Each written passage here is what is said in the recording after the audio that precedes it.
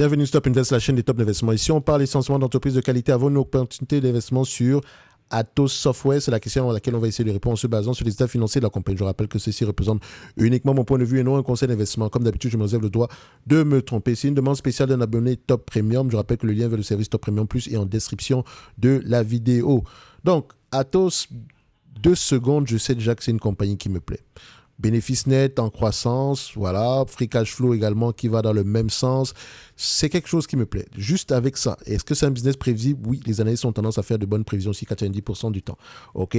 Donc, on va aller regarder en termes de bénéfice net, qu'est-ce que ça donne? Enfin, on va faire le tour d'horizon vu que c'est la première fois qu'on parle de cette compagnie ici. Je vous laisse aller voir ce qu'elle fait. Elle vend des logiciels, premièrement. Donc, j'aime bien ce secteur d'activité. Mais quel type de logiciel? Quel marché finaux? D'accord? Est-ce que les logiciels en question, ils peuvent avoir... généralement, ici, l'avantage concurrentiel, c'est quoi? C'est le coût de commutation pour les logiciels, switching cost. Donc, le fait qu'on commence à utiliser votre logiciel, voilà, ça devient difficile de changer pour le concurrent, tout simplement parce qu'on est déjà habitué. Okay? Donc, il y a ça. Je pense qu'il y a également l'effet de réseau. Car si tout le monde utilise la même chose, bah, voilà, ça peut être une bonne chose également ici. Bref, on va regarder ça. Stabilité ou croissance des revenus, croissance des revenus. Maintenant, la croissance provient d'où? OK. Acquisition organique, taille du marché, c'est intéressant d'aller regarder. OK. Ensuite, on va regarder marge brute. C'est bien d'avoir de la croissance, mais est-ce que la croissance en question vient avec la stabilité des marges brutes? Croissance des marges brutes. Clairement, ici, ça se voit qu'il y a un pricing power et on l'a utilisé. C'est bien d'avoir une croissance des marges brutes. Est-ce que les marges EBITDA vont dans le même sens? Timidement, mais voilà. Sur les 20 dernières années, vous voyez 70, 25. 10 dernières années, 70, 28. 5 dernières années, 73, enfin disons 72, 29. Disons 29, presque 30 là. 3 dernières années, 30, enfin c'est 29, disons c'est 30 ici, 73. Donc les marges nettes, les marges EBITDA ont également augmenté au même moment que l'augmentation des marges brutes. Ensuite, on regarde les bénéfices nets et free cash flow. Est-ce que les deux éléments vont dans le... Enfin, est-ce que ces deux postes-là vont dans le même sens? On vérifie. On voit ici que free cash flow est légèrement plus élevé que bénéfice net. Maintenant, il faut regarder si ça ne prend pas en... Je ne pense pas que ça puisse prendre en considération des loyers également ici. Il faut également regarder les stock-based compensation. C'est une compagnie européenne, certes, mais est-ce qu'elles ont la même politique que les compagnies américaines? Non. Ah, ça, par contre, c'est une bonne chose. Donc, on peut prendre les free cash flow ici. Évidemment, c'est un business que je vais payer à 25 fois les bénéfices. Aucune discussion. Vous avez une entreprise ici qui a une croissance moyenne d'une 20aine de %. Ça ne semble pas vouloir s'arrêter également ici dans le futur. Et donc, évidemment, on va payer 25 fois les bénéfices. Et donc, je vais venir ici, sachant que free cash flow, voilà, même si ce sont les bénéfices nets ajustés qu'on a souvent ici, bon, enfin, c'est souvent l'équivalent des free cash flow. Donc, on va le prendre ici comme ça. Donc, c'est une entreprise qui pourrait s'échanger qui pourrait générer 3,22 € d'ici 2026. On me demande de payer en date d'aujourd'hui 142 € un business qui pourrait me rapporter 3,22 € d'ici 2026. 2% de rendement. Donc, je sais déjà que le prix actuel n'est pas intéressant. Pas du tout. OK? Est-ce que les attentes donc, sont de plus en plus optimistes? On dit oui. Parfait. Mais pas pour justifier le prix actuel. Personnellement, comme je l'ai dit, il faudrait d'abord que l'entreprise vienne me chercher aux alentours des 80 € avant même de commencer à réfléchir. OK?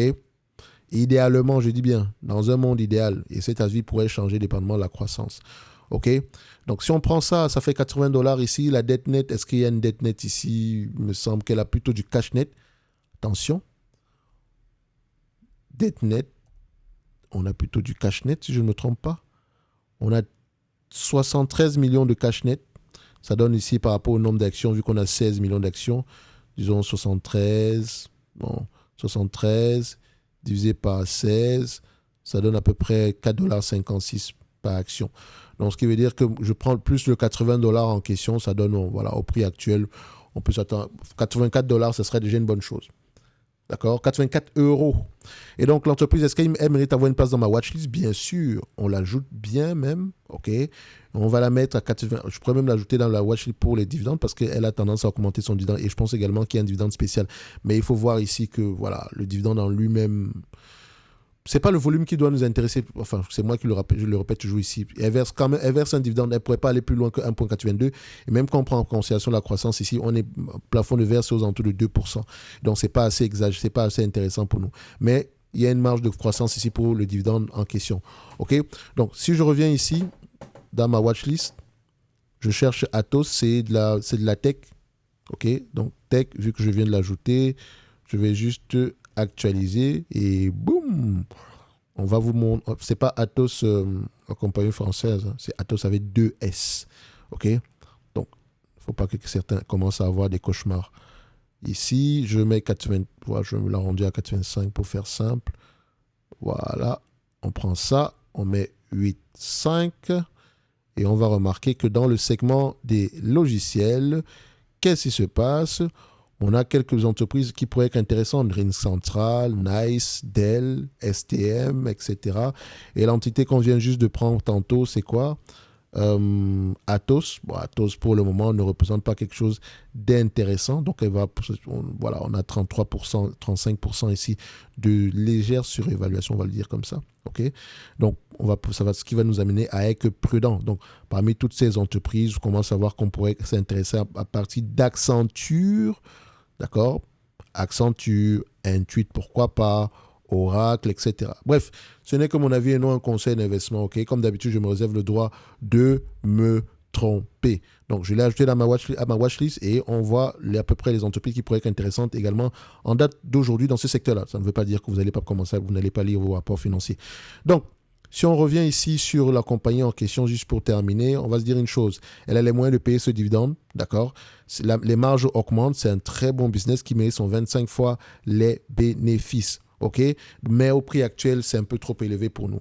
J'ai donné à peu près, pour moi, c'est 84 €. À partir de ce moment, on commence à réfléchir. On commence à voir pourquoi est-ce que déjà on arrive à 84 €, qu'est-ce qui s'est passé, est-ce qu'il y a un problème, etc. Bref, il y a un ensemble de questions à poser derrière. Vous pouvez avoir accès à la watchlist en description de la vidéo dans le service Top Premium Plus. OK? Regardez la page, en tout cas, vous avez à peu près le pack du débutant, 3 formations, vous avez la watchlist ici, vous avez également le service d'accompagnement dans le service Top Premium Plus. Donc, on se donne rendez-vous sur la prochaine vidéo.